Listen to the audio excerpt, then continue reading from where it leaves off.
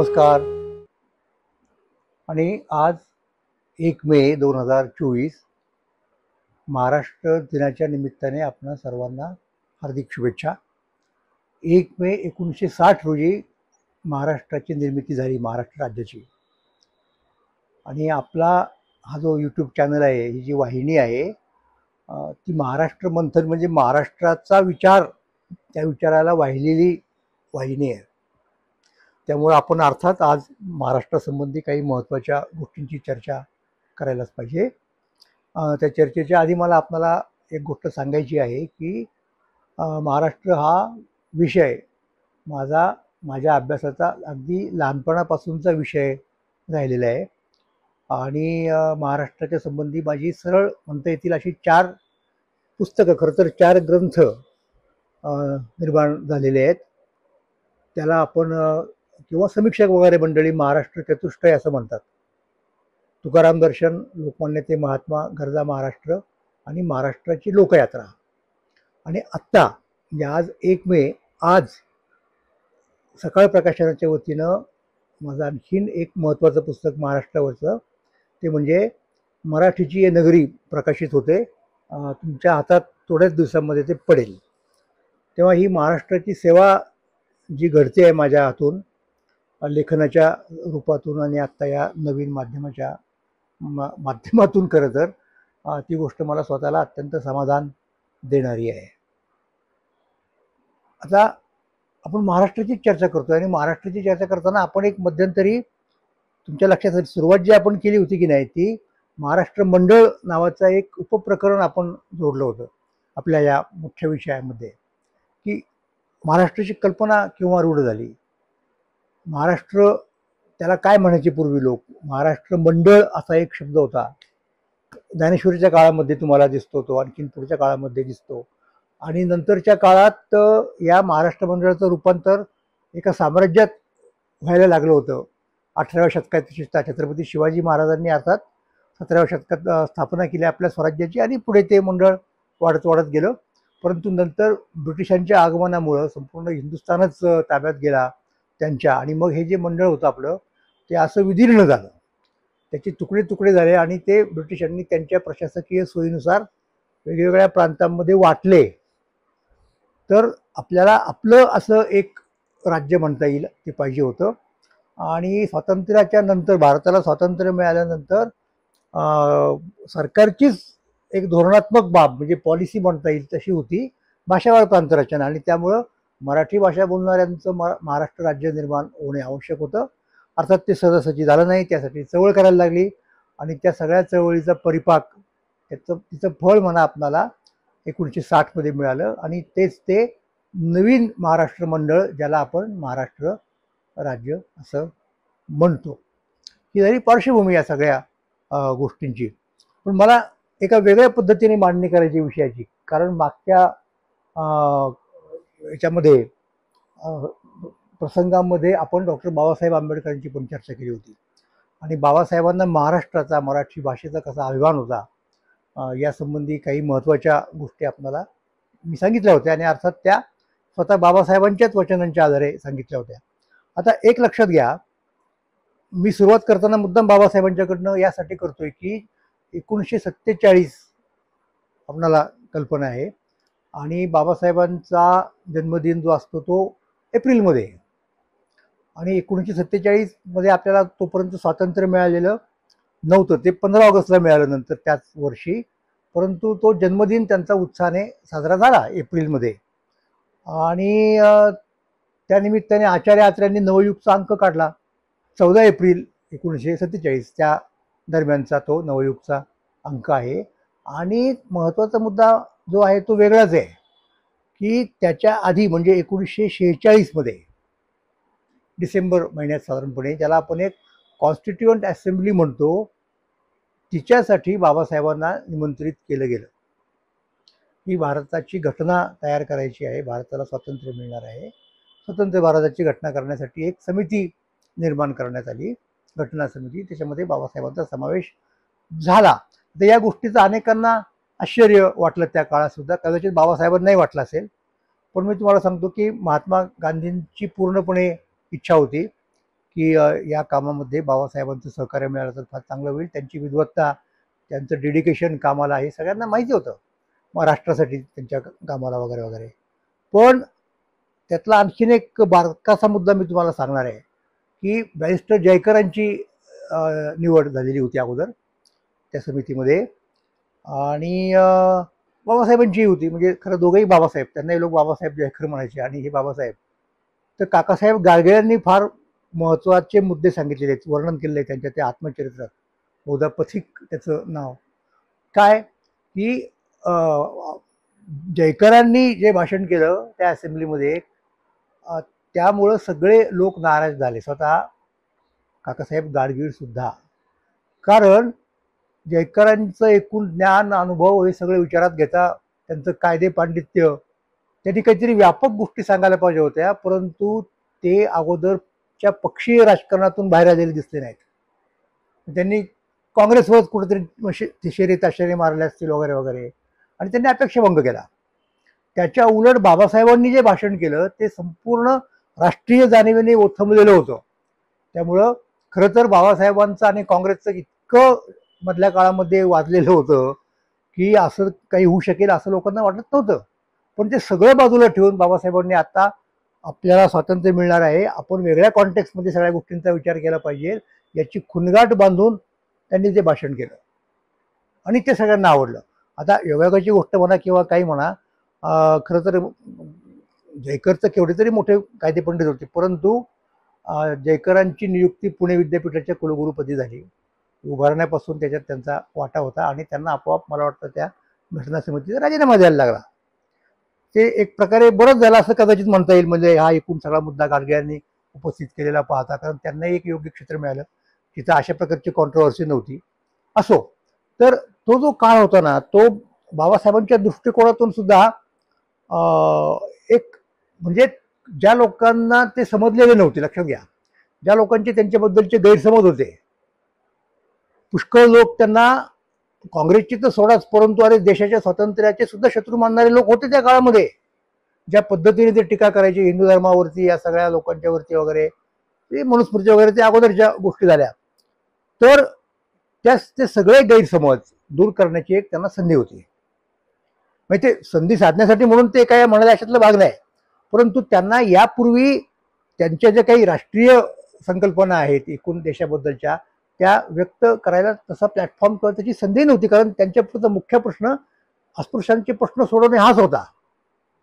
तर ही त्यांना योग्य वेळ निश्चितपणे मिळाली आणि त्यामुळं या काळामध्ये मी नवयुगची गोष्ट सांगतो, सत्यबोध उजलीकरांनी त्यांची जी दीर्घ अशा प्रकारची एक मुलाखत वजा जी काही घेतली ना, त्याच्यामध्ये त्यांनी एक फार महत्त्वाचा मुद्दा मांडलेला आहे. काय मुद्दा मांडलेला आहे की त्या काळामध्ये आता भारताला स्वातंत्र्य मिळणार आणि भारताला स्वातंत्र्य मिळाल्यानंतर इतके वर्ष आपण महाराष्ट्राची गोष्ट करतोय ना, त्या महाराष्ट्राची निर्मिती झाली पाहिजे. अगदी साहित्य संमेलनामध्ये सुद्धा त्याची चर्चा व्हायची त्या काळात, आपल्याला कल्पना आहे. म्हणून दोन महत्त्वाचे लोक आंबेडकरांना भेटायला आले आणि बहुधा उजलीकर त्या काळामध्ये तिथे असतील, आणि म्हणून त्यांना प्रभात नावाच्या दैनिकाचे नवरे होते त्यांचं नाव, आणि अर्थात प्रसिद्ध म्हणजे ज्यांनी संयुक्त महाराष्ट्राची कल्पना पहिल्यांदा जोरकसपणे मांडली, लावून धरली, ते म्हणजे लेखक कादंबरीकार गत्रेम माडखोलकर हे होते. आणि त्यांच्या मनामध्ये बाबासाहेबांचा पाठिंबा मिळवायचा असं होतं, आणि त्यासाठी ते आले त्यांना भेटायला दिल्लीमध्ये. तर कदाचित ते हुर्लीकर तेव्हा तिथे असणार, आणि म्हणून मग आता बाबासाहेबांच्या संदर्भात बाबासाहेबांनी संयुक्त महाराष्ट्र किंवा महाराष्ट्राचं एकीकरण या बाबतीत त्यांचा काय संवाद झाला हे आपण या नवयुगमधून समजून घेऊयात. पहा कसं, पहा म्हणजे फार महत्त्वाचं आहे. संक्रमण जे आहे ना ते फार महत्त्वाचं आहे. झालं असं की महाराष्ट्राच्या एकीकरणासंबंधी डॉक्टर आंबेडकरांशी विचारविनिमय करण्यासाठी प्रभातचे श्री नवरे आणि तरुण भारतचे श्री माडखोलकर आले. नागपूरवरनं निघायचं तरुण भारत. कसले घेऊन बसलात महाराष्ट्राचे एकीकरण? बाबासाहेबांनी बॉम्ब टाकावा तसा प्रश्न विचारला. या एकीकरणाची आपल्याला आता काय जरुरी आहे, असा अनपेक्षित सवाल डॉक्टर साहेबांनी त्यांना केल्याबरोबर माडखोलकर व नवरे एकदम गारज झाले, आणि होणारच. काही वेळाने त्या दोघांनी महाराष्ट्र एकीकरणाचे कार्य व उद्देश यावर आपले म्हणणे डॉक्टरांना समजावून सांगितले. त्यांचे ते म्हणणे शांतपणे ऐकून घेतल्यानंतर डॉक्टर म्हणाले, तुम्हा महाराष्ट्रीयांना हिंदुस्थानात पूर्वीप्रमाणे मुलुकगिरीवर निघायचे आहे काय? बोला, मी आहे तुमच्याबरोबर यायला तयार. इंटरेस्टिंग आहे. पण आता यापुढे तुम्हा आम्हाला किंवा कोणालाच मुलुकगिरी करता येणार नाही हे लक्षात ठेवा. महाराष्ट्राच्या अभिमानाच्या भूमिकेवरून विचार करण्याची सवय तुम्हाला अजिबात सोडून द्यावी लागेल. मी महाराष्ट्रीय आहे ही कोणती राष्ट्रीय भावना आता मनात जागृत न करता मी हिंदी आहे, मी आशियाचा आहे, मी एक जगाचा सुसंस्कृत नागरिक आहे अशी उदात्त भावना जागृत करावी लागेल. पुढे विनोबा हेच म्हणाले, विशेषतः तिथे एकदम थेट भारत किंवा याच्याही गोष्टी करत नव्हते. आशियाच्या ते थेट जगाचा नागरिक जय जगत या भूमिकेवरती आले आणि त्यामुळे आचार्य आत्रेने त्यांच्यावरती फारच कठोर टीका केली होती त्या काळामध्ये. मराठी भाषा चांगली आहे, मी ती चांगली जाणतो, चांगली लिहितो, पण आता मला नुसतं मराठी शिकून कसं चालेल? मला या साऱ्या हिंदुस्थानचे एकीकरण घडवून आणावयाचे आहे. आता ते त्यांच्या डोळ्यापुढे राज्यघटना आहे, त्याची निर्मिती आहे, लक्षात घ्या, तो कॉन्टेक्स्ट समजून घ्या. त्यासाठी मला साऱ्या जनतेला समजेल अशी हिंदी भाषा शिकली पाहिजे. माझी मराठी, माझी गुजराती, माझी बंगाली, माझी कानडी अशी कोणती भाषा भक्ती धरून चालणार नाही. साऱ्या हिंदवासियांची एक भाषा झाली पाहिजे. त्यासाठी आपल्याला आरंभापासूनच हिंदी ही एक अवश्य भाषा म्हणून शिकावीच लागेल.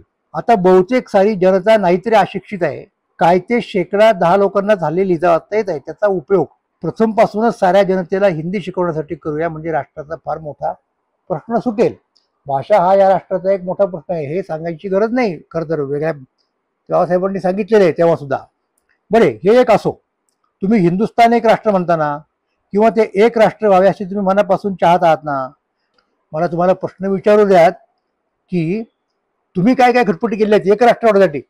स्वातंत्र्य मिळवणं ही एक वेगळी गोष्ट आहे. तेव्हा स्वातंत्र्य मिळालं पाहिजे भारताला असं तुम्ही म्हणत होता, म्हणजे आपण म्हणत होतो तेव्हा भारत हा एक आहेच असं गृहीत धरलं होतं आणि ते गृहीत धरण्याशिवाय पर्याय नव्हता, कारण त्याशिवाय तुम्ही चळवळ उभी करू शकत नव्हता स्वातंत्र्याची.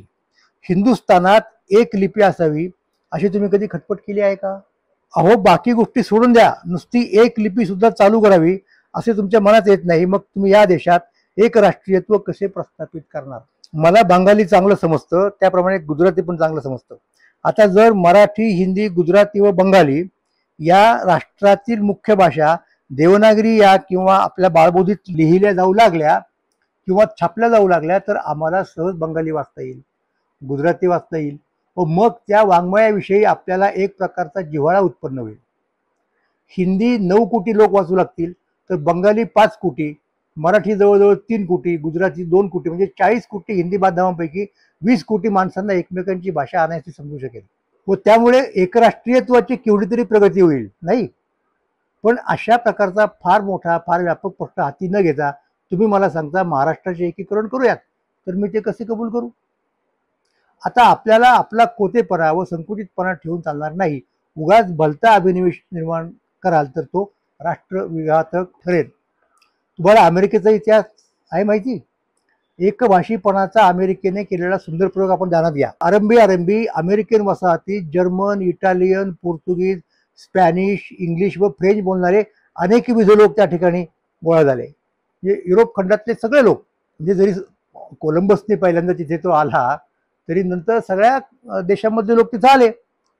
त्यापैकी प्रत्येक इस्माला आपापल्या भाषेचा व आपापल्या संस्कृतीचा अत्यंत अभिमान होता, हे तुम्हाला माहीत आहे.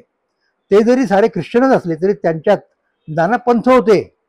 कॅथॉलिक आणि प्रोटेस्टंट तर सगळ्यांनाच माहिती आहे. व त्या एकमेकांचे विळ्या भोपळ्या एवढे सूत होते. म्हणजे अगदी 18व्या शतकात तर धर्मयुद्ध झालेले आहे खुद्द युरोप खंडामध्ये कॅथॉलिक आणि प्रोटेस्टंट यांच्यामध्ये, हेही तुम्हाला माहिती आहे. आपली मातृभाषा सोडायला ते केव्हाही तयार नव्हते. आपली मातृभाषा सोडून राष्ट्राची ठरलेली एक भाषा म्हणजे इंग्रजी शिकणे त्यांच्या जीवावरती येत होते. पण त्यांच्या भावी पिढीने तो प्रश्न अत्यंत सुलभ रीतीने सोडविला. म्हणजे या साऱ्या अलग अलग भाषा बोलणाऱ्यांची एकूण एक मुले शाळेत जाऊन इंग्रजी शिकू लागली. त्यामुळे घरी जरी आपल्या आईबापांशी व भावा बहिणींशी ते आपापली मातृभाषाच बोलत असत तरी सार्वत्रिक ठिकाणी सर्वत्र त्यांना इंग्रजी हीच भाषा माध्यम म्हणून वापरणे आवश्यक झाले. त्यामुळे एका पिढीत साऱ्यांना इंग्रजी अवगत होऊन एक भाषा झाल्यामुळे स्वाभाविकपणेच एकमेकांमधील संघटन व बंधुभाव अधिक दृढतर झाला. हे जे संयुक्त संस्थानात अमेरिकेत शक्य झाले ते आपापल्या हिंदुस्थानातल्या भावी संयुक्त संस्थानात शक्य करून दाखवता येणार नाही काय? मला तर त्याबाबत फार आशा वाटते. एक भाषा, एक जीवन, एक धर्म हे एक राष्ट्रीयत्वाचे आधारस्तंभ आहेत. म्हणून मला महाराष्ट्राच्या एकीकरणापेक्षा हिंदी एकीकरणाबद्दल अधिक कळकळ वाटते. मराठीचा अभ्यास न करता तुम्ही जर हिंदीकडे अधिक लक्ष पुरवलेत तर तुमची मराठी न मरता ती अधिक जोरदार होईल व महाराष्ट्रीय जिकडे जाईल तिकडे त्याला मार्ग मोकळा होणे शक्य होणार आहे. हिंदीच्या बरोबर तुम्हाला साऱ्या जगाशी संबंध ठेवण्यासाठी इंग्रजीचाही अधिक अभ्यास करावा लागेल. हिंदुस्थानातून समजा उद्या इंग्रज निघून गेले तरी तुम्हाला त्यांची भाषा सोडून चालणार नाही. आजपर्यंत इंग्रजी भाषेच्या जोरावरच एक राष्ट्रीयत्व प्राप्त करून घेता आले ही गोष्ट आपल्याला विसरता कामा नये. माझ्यासारख्या राष्ट्रीय बाण्याच्या माणसाला या महाराष्ट्र एकीकरणाच्या अकुंठित चळवळीत ओढण्याचा तुम्ही मुळीच प्रयत्न करू नका. ही बाबासाहेबांची बातचीत माडखोलकर आणि नवरे यांच्याबरोबर झाली. ती जर आजच्या आपल्या पिढीतल्या लोकांनी वाचली तर त्यांना निश्चितपणे आश्चर्य वाटणार. पण आपण दुसऱ्या बाजूने विचार केला ना तर ती आश्चर्याची गोष्ट नाही आहे. म्हणजे आत्तापर्यंत बाबासाहेबांना राष्ट्रीय प्रवाहामध्ये येणं शक्य झालेलं नव्हतं. त्यांना म्हणजे येऊनच देत नव्हते लोक एका बाजूने. कारण ते ज्या ज्या मागण्या करायचे अस्पृश्यांच्यासाठी त्या मागण्याला वाटण्याची अक्षता यांना त्या प्रकारे लावली जायची. त्यामुळे दरवेळेला त्यांचा अपेक्षाभंग होत राहायचा.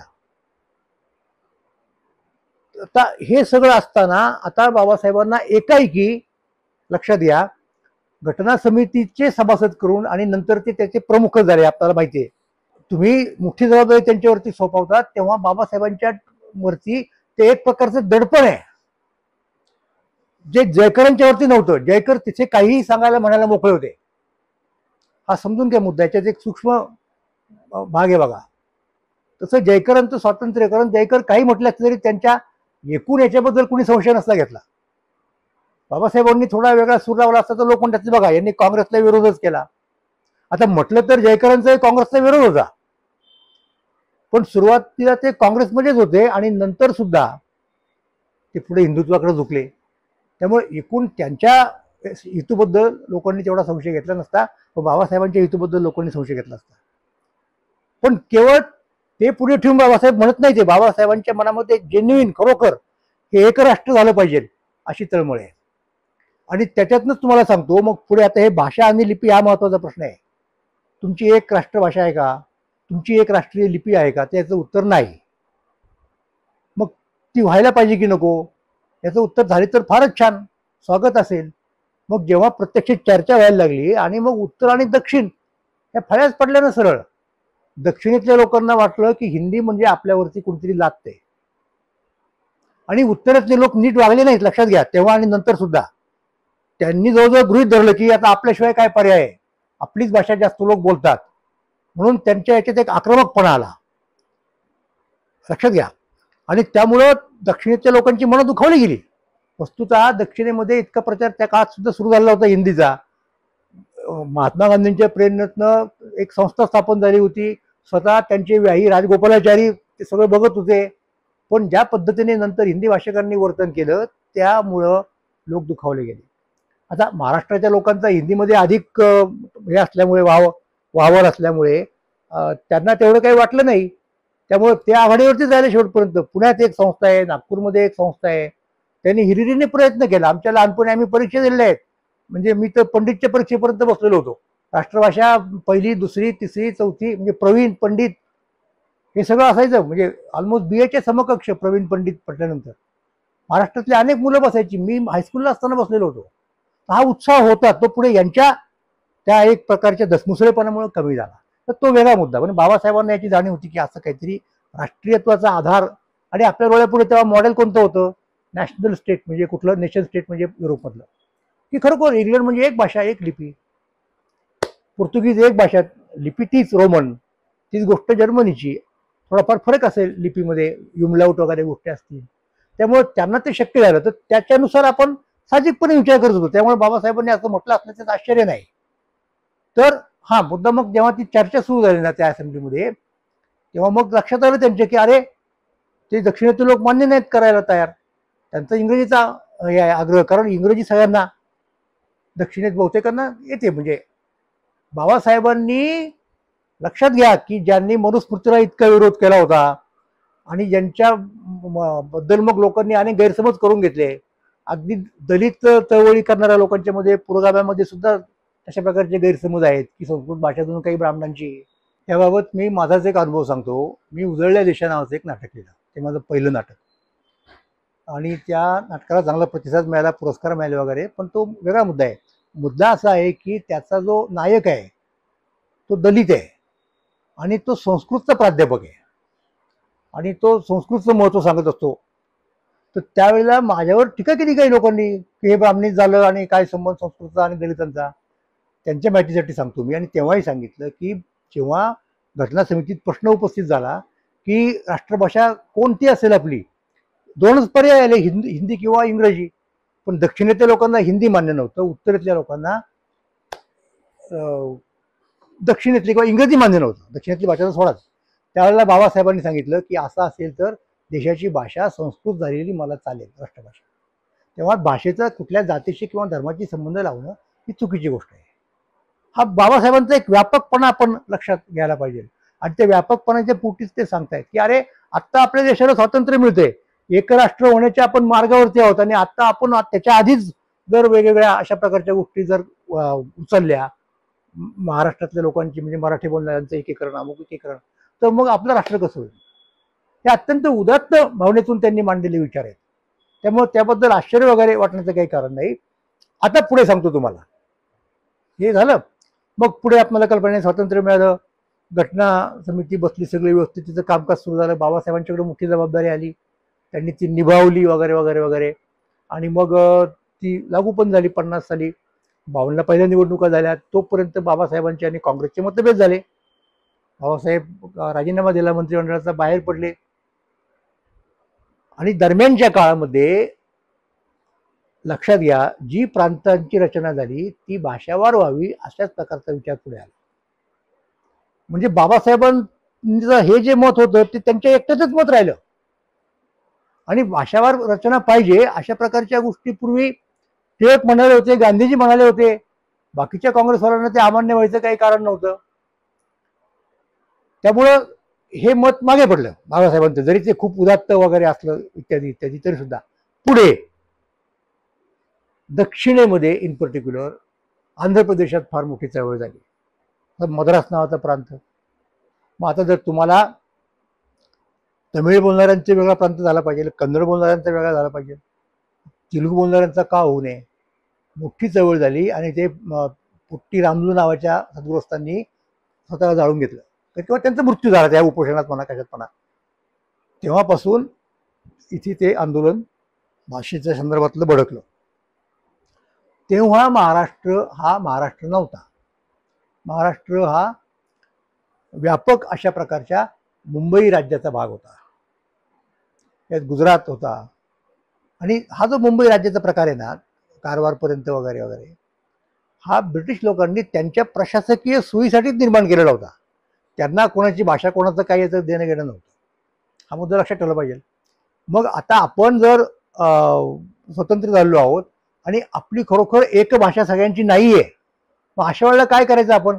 आणि त्याबाबत लोकांचं एकमतही होत नाही, इंग्रजी की हिंदी याबाबत. मग साहजिकपणे आपोआपच दुसरा पर्याय पुढे येतो, तुमची इच्छा असो किंवा नसो, की त्या त्या प्रांताचं एक एक राज्य करायला पाहिजे. म्हणजे आपण खऱ्या अर्थाने स्वतंत्र झालो असं होईल. नाही तर परक्यांची भाषा ज्ञानासाठी म्हणून ठीक आहे ना, पण राज्यकारभारासाठी कशी काय चालेल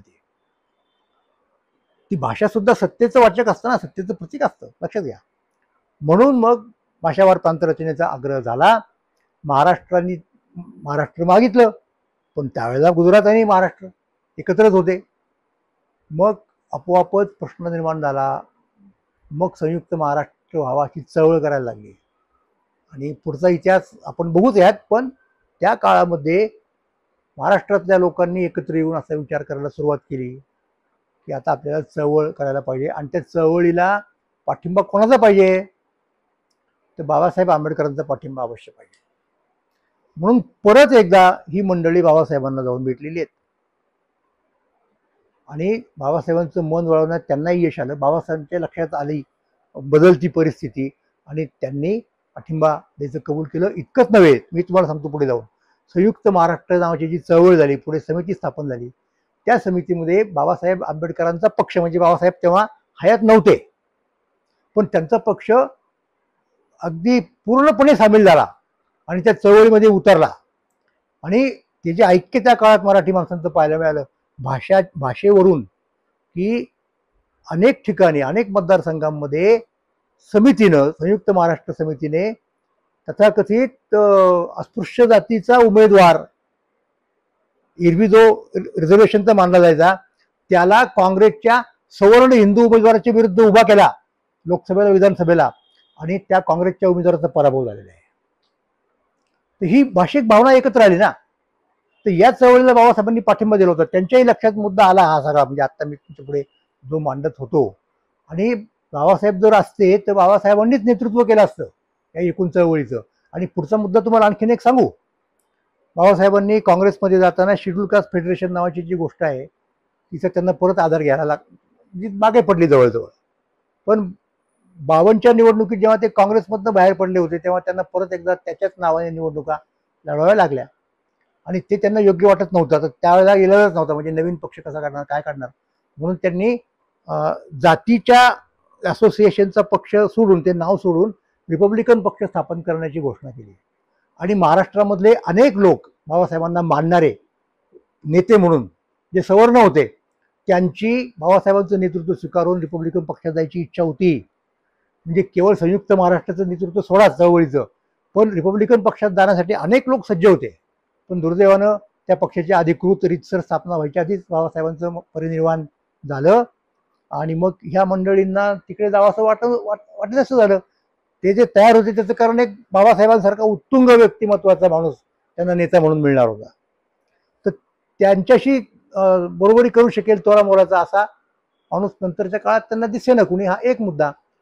आणि बाबासाहेब जर असते तर त्या पक्षाला कुठल्या एका धर्माचा पक्ष किंवा कुठल्या एका जातीचा पक्ष अशा प्रकारची अवस्था प्राप्त झालीच नसती, लक्षात घ्या. म्हणून मी कधी कधी म्हणत असतो की बाबासाहेबांनी धर्मांतर केलं वेगळ्या वेगळ्या उद्देशानं, त्याच्यावरती आपल्याला स्वतंत्रपणे बोललं पाहिजे, आणि रिपब्लिकन पार्टीची स्थापना करण्याचं काम मागे पडलं. मी असा विचार करतो कधी कधी की इन केस बाबासाहेबांनी अगोदर जर पार्टी काढली असती, रिपब्लिकन पक्ष काढला असता, तर अनेक सवर्ण अनुयायी त्यांना तिथे मिळाले असते. आणि नंतर बौद्ध धर्म स्वीकारला असता समजा, तर राजकीय पक्ष आणि बौद्ध धर्म यांच्यातला संबंध अनिवार्य आहे असं वाटायचं लोकांना कारण नसतं राहिलं. कारण तिथे परत आपण धर्मनिरपेक्ष आहोत, अमुक पक्षाचा अमुक धर्म किंवा अमुक धर्माचा अमुक पक्ष, अशी स्थिती बाबासाहेबांनी मान्य झाली नसती, लक्षात घ्या. ते म्हणू शकले असते आणि लोकांनी मान्य केलं असतं की ठीक आहे, माझा पक्ष रिपब्लिकन पक्ष आहे, मी कदाचित बौद्ध नसेल. तर ही एक मोकळीक त्या काळात मिळणं शक्य झालं असतं जर बाबासाहेब आधी राजकीय पक्ष काढते आणि नंतर त्यांचं धर्मांतर होतं. ते पण अर्थात इतिहासाचा क्रम असतो, तो अपरिहार्य असतो, तो काही कोणाला बदलता येत नाही. आपण असं झालं असतं तर तसं झालं असतं अशा कल्पना करू शकतो, त्या संबंधी चर्चाही करू शकतो, आणि त्या मोकळ्या वातावरणात आणि निकोपमानानेच व्हायला हरकत नाही असं मला वाटतं. आणि हा संयुक्त महाराष्ट्राचा जो मुद्दा आहे नंतर, तो आता आपण आणखीन पुढच्या आपल्या भागामध्ये पाहू. तोपर्यंत मी परत एकदा आपणा सर्वांना महाराष्ट्र दिनाच्या हार्दिक शुभेच्छा देतो आणि थांबतो. धन्यवाद.